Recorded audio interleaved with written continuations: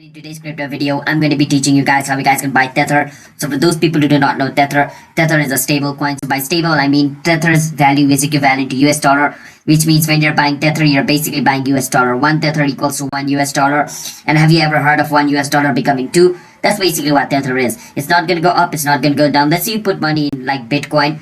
If you buy like 2 Bitcoins right now, then after 2 or 3 days, it might be around like 60,000, 70,000. Well, if you buy 1 Tether right now, it's going to be $1 tomorrow. It's going to be $1 even after 100 days, alright? So that's basically what stablecoin is. So let me show you guys how you guys can buy that in Coinbase. The first step is go to Coinbase, log in into your account. After you do that, you go on trade over here. And on trade, you want to search for USDT. Tether is also known as USDT. Don't get confused.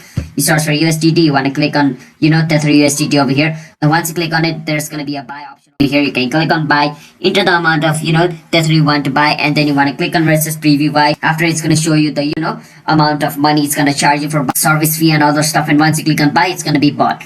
So that's basically how you guys can buy Tether. So hope you guys were able to understand the video.